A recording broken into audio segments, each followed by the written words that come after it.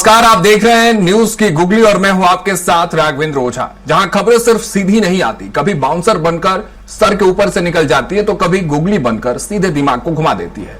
यहां हम आपको वही खबरें दिखाएंगे जो दिखती तो हैं, लेकिन उनके छुपे हुए मतलब, उल्टे सीधे तर्क और नेताओं के गोलमोल जवाबों की असली स्पिन भी जो आप नहीं समझ पाते वो समझाते भी हैं। या नेताओं के दावे भी होंगे, उनके उल्टे सीधे तर्क भी, और उन पर थोड़ा सा तंज का नमक भी होगा। तो खबरों के स्पीच पर हम हाजिर है सटायर के स्विंग, सवालों के स्पिन और सच की गुगली के साथ, क्योंकि यहां खबरें सिर्फ बताई नहीं जाएंगी, थोड़ा घुमाकर समझाई भी जाएंगी। तो तंज की टन सटायर के स्विंग के साथ शुरू करते हैं न्यूज की गुगली।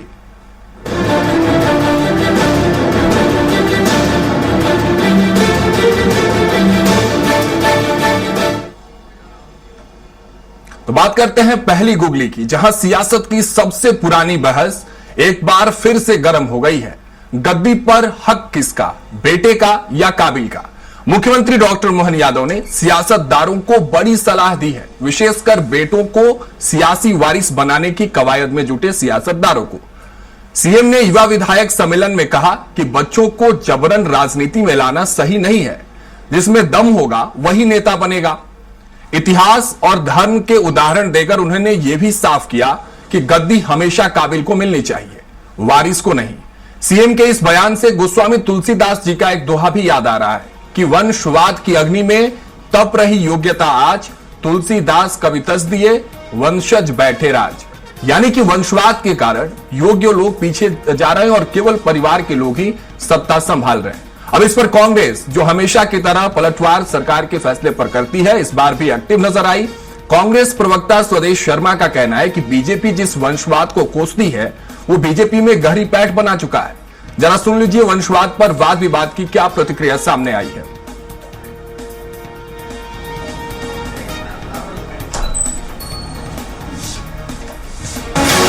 के दो उदाहरण आपको देना चाहूंगा कि हम एक विक्रमादित्य का नाम जानते हैं। विक्रमादित्य के बाद उनने गणतंत्र की स्थापना की, इतना बड़ा साम्राज्य बनाया, लेकिन अपने बच्चे को राजा नहीं बनाया।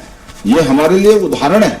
इसी प्रकार से द्वारकाधीश भगवान कृष्ण के काल में, जिनने, वो तो समर्थशाली थे और पूरा नाती पोता भरा बड़ा परिवार था, लेकिन अपने बच्चों को राजा नहीं बनाया उन्होंने।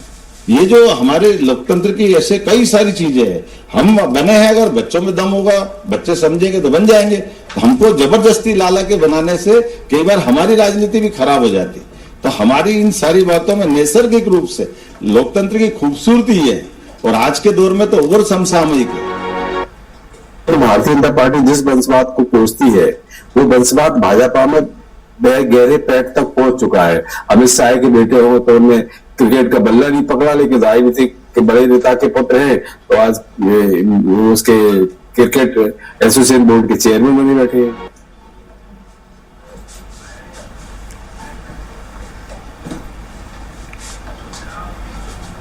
अब सवाल यही से शुरू होता है कि क्या वाकई भारतीय राजनीति में वंशवाद खत्म हो सकता है? क्या काबिलियत सच में परिवारवाद पर भारी पड़ पाएगी, या फिर यह सिर्फ एक आदर्श बात है जो जमीन पर लागू नहीं होती?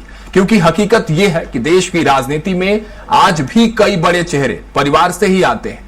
तो क्या यह बयान बदलाव की शुरुआत है या सिर्फ सियासी संदेश, ये देखने वाली बात होगी। लेकिन जो मैसेज मुख्यमंत्री डॉक्टर मोहन यादव ने दी है, इससे बड़ा बदलाव देखने को मिलेगा राजनीतिक गलियारों में, या सिर्फ ये सियासी संदेश होगा, ये देखने वाली बात होगी।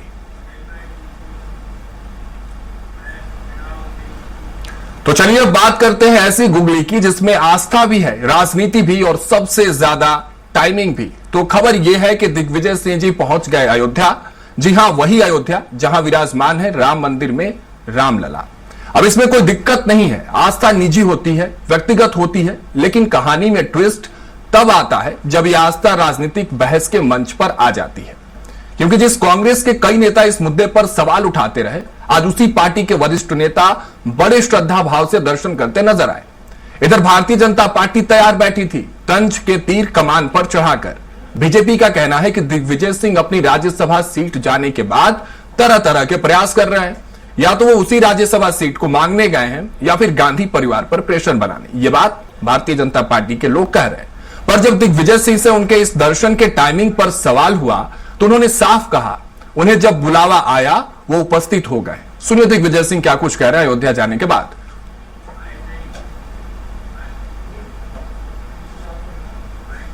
जब प्रभु का बुलावा आता है तो हर व्यक्ति आ जाता है। इसलिए जब मुझे बुलावा आया तो मैं उपस्थित हो गया। कैसा लगा अंदर मंदिर अगर भगवान का दर्शन किया मंदिर के? देखिए, मंदिर में प्रभु के अगर दर्शन करते हैं तो कैसा लगता है? अच्छा ही लगता है। तो सुना आपने दिग्विजय सिंह को अयोध्या में राम मंदिर में दर्शन करने के बाद वो कह रहे हैं कि बुलावा जब आता है तो आदमी पहुंचता है दर्शन के लिए। लेकिन राजनीति में बुलावा भी बड़ा दिलचस्प शब्द है साहब। कभी जनता बुलाती है, कभी पार्टी बुलाती है और कभी कभी चुनाव भी बुला लेते हैं। दिग्विजय सिंह जी कहते हैं कि वो हमेशा से धार्मिक रहे हैं और हो भी सकते हैं, इसमें कोई शक नहीं है। लेकिन राजनीति में इमेज और इंटेंट के बीच जो महीन रेखा होती है ना, उसे जनता बहुत ध्यान से देखती है। और दूसरी तरफ बीजेपी जो इसे अपनी वैचारिक जीत बता रही है, वो भी इस मौके को नैरेटिव सेटिंग में बदलने से पीछे नहीं हट रही है। तो ये थी पहली गुगली के बाद दूसरी गुगली हमने आपको दिखाई, जहां दर्शन भी था, राजनीति भी और तंज भी। बाकी आप समझदार हैं, रामलला भी सब देख रहे हैं और जनता भी।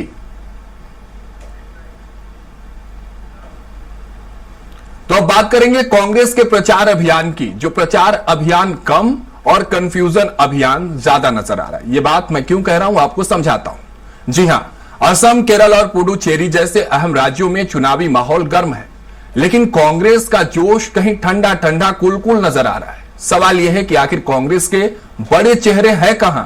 ना जीतू पटवारी, ना कमलनाथ और तो और बड़े दिग्गज नेताओं की गैर मौजूदगी ने सियासी गलियारों में हलचल मचा दी है। अब आप सोचिए, चुनावी मैदान सजा हुआ है, बीजेपी के दिग्गज नेता पूरी ताकत झोंक रहे हैं और कांग्रेस की तरफ से मैदान में उतारा गया है सिर्फ एक नाम, विक्रांत भूरिया। अब भूरिया जी आदिवासी नेता हैं, उनकी अपनी पहचान है, लेकिन सवाल यह उठता है कि क्या कांग्रेस ने अपने बाकी नेताओं को वर्क फ्रॉम होम दे दिया है या फिर पार्टी के अंदर ही कोई लो बैटरी मोड ऑन हो गया है? इधर बीजेपी को तो जैसे मौका मिल गया, और मौका भी ऐसा कि तंज की बरसात शुरू हो गई है। शिवराज सिंह चौहान जो खुद असम में डेरा जमाए हुए हैं, उन्होंने तो सीधा कह दिया कि कांग्रेस के दिल के टुकड़े हजार हुए। सुनिए जरा। कांग्रेस के हाल तो यह है कि एक दिल के टुकड़े हजार हुए, कोई इधर गिरा कोई उधर गिरा, उनमें ही आपस में मारामार हो रही है और असम की जनता के दिल में बसी है भारतीय जनता पार्टी।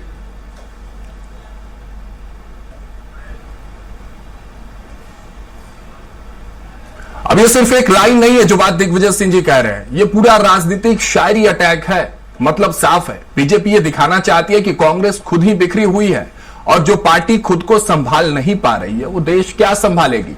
लेकिन जरा ठहरिए, क्या वाकई कांग्रेस के पास नेताओं की कमी है या ये कोई नई स्ट्रेटजी है?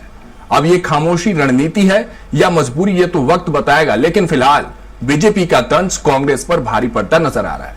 कांग्रेस का प्रचार देखकर ऐसा लग रहा है जैसे टीम तो पूरी है, बस खिलाड़ी मैदान में आने से मना कर रहे हैं।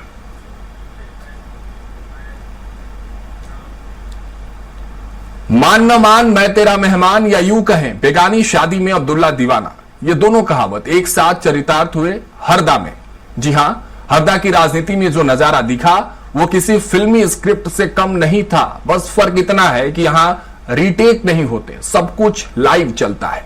एक तरफ मुख्यमंत्री मोहन यादव का दौरा और दूसरी तरफ कांग्रेस कार्यकर्ताओं का काले झंडों से स्वागत, या कहें विरोध का ब्लैक थीम शो। लेकिन असली ट्विस्ट तो तब आया जब कांग्रेस के ही विधायक आर.के. देवगन मंच पर नजर आए।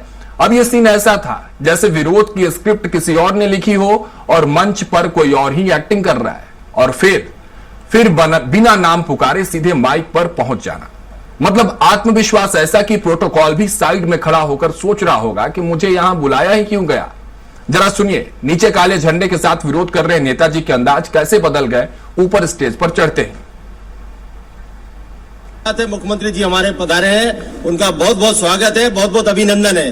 और हरदा में हमें पूर्व में आए थे, तब उस टाइम हरदा से आशापुर तक रोड देकर गए, उसके लिए भी बहुत बहुत स्वागत अभिनंदन है। और हमारे यहाँ प्रभारी मंत्री जी का भी स्वागत अभिनंदन है, एवं अन्य नेतागण सभी का अभिनंदन है। हमारे किसान भाइयों का भी बहुत बहुत अभिनंदन है। और मैं इस मंच के माध्यम से माननीय मुख्यमंत्री जी से मांग करता हूं कि हमारे गेहूं का समर्थन मूल्य 2700 रुपये किया जाए, और इसके साथ ही हमारा मोरन गंजाल डैम जो है वो जल्दी से जल्दी स्वीकृत कराकर उसको चालू कराया जाए, क्योंकि एनओसी मिल गई है तो वो हो जाए। और उसके साथ ही कृषि महाविद्यालय हमारा यहाँ खोला जाए, जिससे हमारे किसानों को फायदा मिलेगा।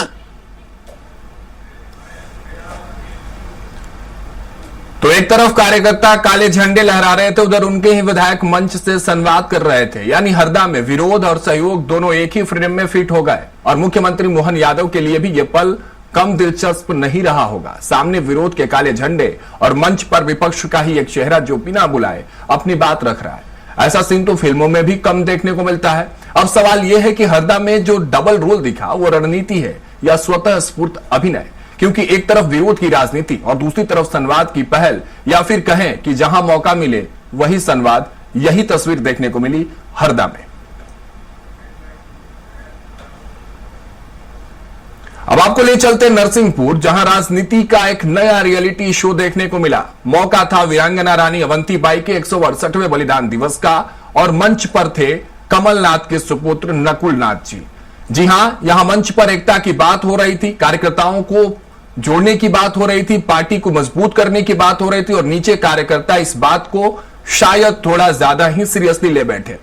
जैसे ही भाषण खत्म हुआ, नकुलनाथ जी मंच से उतरे और पीछे मुड़कर देखा तो दृश्य कुछ ऐसा था मानो एकता का लाइव डेमो चल रहा हो।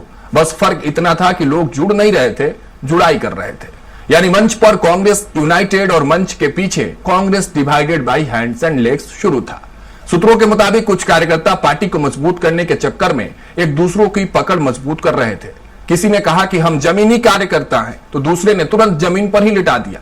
दरअसल कार्यक्रम में पूर्व विधानसभा प्रत्याशी का भाषण चल रहा था। आयोजकों ने समय की कमी के कारण भाषण खत्म करने का इशारा किया और यह बात वहां उपस्थित कुछ कार्यकर्ताओं को सम्मान पर चोट सा लगा। और फिर क्या, शुरू हो गया दे दनादन शो। यह सब हुआ उस दिन जब हम याद कर रहे थे रानी अवंतीबाई का बलिदान, जिन्होंने अंग्रेजों से लड़ाई लड़ी और यहां कार्यकर्ता आपस में ही आजादी की लड़ाई लड़ बैठे। राजनीति में यह नया ट्रेंड है, शायद पहले भाषण, फिर प्रदर्शन और अंत में कुश्ती प्रतियोगिता। फिलहाल स्थिति नियंत्रण में है और उम्मीद की जा रही है कि अगली बार मंच पर एकता की बात हो तो नीचे कम से कम रेसलिंग मैच ना शुरू हो।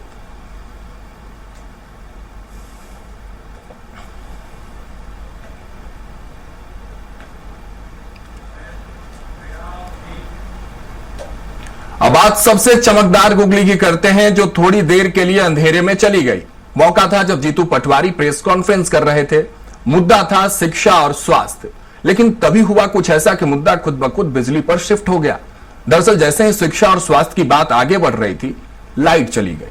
अब इसे संयोग कहें या सिस्टम का लाइव डेमो। लेकिन मौका मिलते ही पटवारी जी ने भी करंट वाला तंज कस दिया। उन्होंने कहा कि देखिए, यह है जमीनी हकीकत, बात हम शिक्षा की कर रहे हैं और हालात ऐसे हैं कि रोशनी भी साथ नहीं दे रही है। सुनिए जरा। प्राइवेट सेक्टर में सौंप दिया पूरी व्यवस्था को, और देख लो ये हालात है।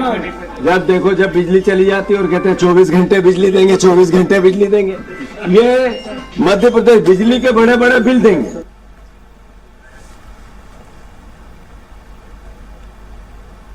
अब सवाल यह है कि क्या सिर्फ एक पावर कट था या फिर पावरफुल मैसेज, क्योंकि अक्सर कहा जाता है अंधेरे में सच ज्यादा साफ दिखता है और यहां तो सच खुद ही स्विच ऑफ होकर सामने आ गया। सोचिए, जब प्रेस कॉन्फ्रेंस में ही बिजली चली जाए तो आम जनता के हालात क्या होंगे। शायद इसलिए नेताओं को अब इन्वर्टर से ज्यादा इंफ्रास्ट्रक्चर की जरूरत है।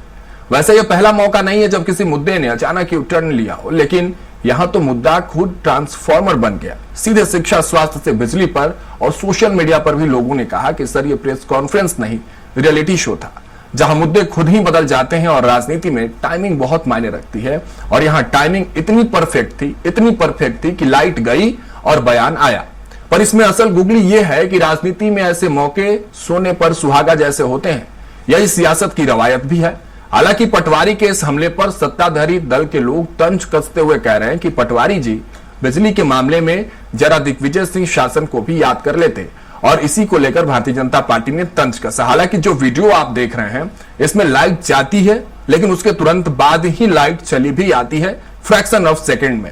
लेकिन जीतू पटवारी का तंज और ये टाइमिंग दोनों सियासी गलियारों में अब चर्चा का विषय बना हुआ है और जीतू पटवारी को लोग लेकर कह भी रहे हैं कि जो टाइमिंग थी, जिस वक्त लाइट गई, उसके बाद जो तंज कसा जीतू पटवारी ने, वो भी काबिले तारीफ है। लेकिन भारतीय जनता पार्टी ने भी दिग्गी के शासनकाल को याद दिलाते हुए कहा कि कांग्रेस को अपने गिरेबान में भी झांक के देखना चाहिए कि उस वक्त बिजली को लेकर क्या व्यवस्था थी।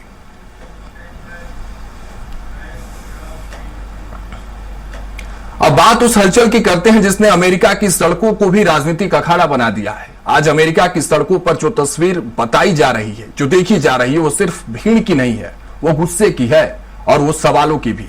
शायद सत्ता के रवैये के खिलाफ एक जवाब भी है। कहा जा रहा है कि लाखों लोग हाथों में पोस्टर, नो किंग नो वार के पोस्टर लेकर उतरे थे, यानी संदेश साफ कि हमें हुक्म नहीं जवाब चाहिए और जंग नहीं अमन चाहिए। लेकिन दूसरी तरफ डोनाल्ड ट्रंप का कहना है कि ऐसा कुछ भी नहीं है, यह सब झूठ है। अब यही से कहानी दिलचस्प हो जाती है, क्योंकि सवाल सिर्फ विरोध का नहीं है, सवाल है उस रवैये का जो विरोध को मानने से ही इंकार कर दे। तो जनाब, मामला सिर्फ नो किंग नो वॉर का नहीं है। मामला है क्या जनता की आवाज अमेरिका में सुनी जा रही है या सिर्फ नकारी जा रही है। सियासत में सबसे बड़ा खतरा विरोध नहीं होता, सबसे बड़ा खतरा होता है विरोध को नजरअंदाज करना, जो इस वक्त डोनाल्ड ट्रंप अमेरिका में कर रहे हैं। और इस वक्त खतरे की घंटी ट्रंप के गले में भी लटक रही है। भले ही ट्रंप लाख कह ले everything is fair in love and war, पर उनके खिलाफ अमेरिकी लोगों की नाराजगी फेयर नजर नहीं आ रही है। हालांकि ट्रंप ने कहा है कि ऐसे दावों को अक्सर बढ़ा चढ़ाकर पेश किया गया है या ये फेक नैरेटिव है। मीडिया और विरोधी इसे बड़ा दिखा रहे हैं ताकि उनकी छवि खराब हो। उनका फोकस रहता है किस तरह से अमेरिका को मजबूत किया जाए और नेशनल सिक्योरिटी को किस तरह से बढ़ावा दिया जाए। कठोर फैसले, डोनाल्ड ट्रंप कहते हैं कि कठोर फैसले लेने मुल्क के लिए आवश्यक होते हैं, जरूरी होते हैं। और वो अपने समर्थकों को भी यही संदेश दे रहे हैं, यही संकेत दे रहे हैं कि ये विरोध असली जनता का प्रतिनिधित्व नहीं करता है। पर तस्वीरें, कहते हैं कि एक तस्वीर जो है वो 1000 शब्दों के बराबर होती है। और अमेरिका की सड़कों पर ये तस्वीरें चीख चीख कर डोनाल्ड ट्रंप के खिलाफ अपनी बातें कह रही हैं। पर अमेरिका में विरोध प्रदर्शन आम बात है और हर प्रोटेस्ट चुनावी नुकसान में नहीं बदलता। नो किंग नो वॉर जैसे नारे यह संकेत देते हैं कि लोग अमेरिका की विदेश नीति से असहज हैं और अगर यह प्रदर्शन जारी रहे तो शायद ट्रंप को इसका खामियाजा भी जरूर भुगतना पड़े।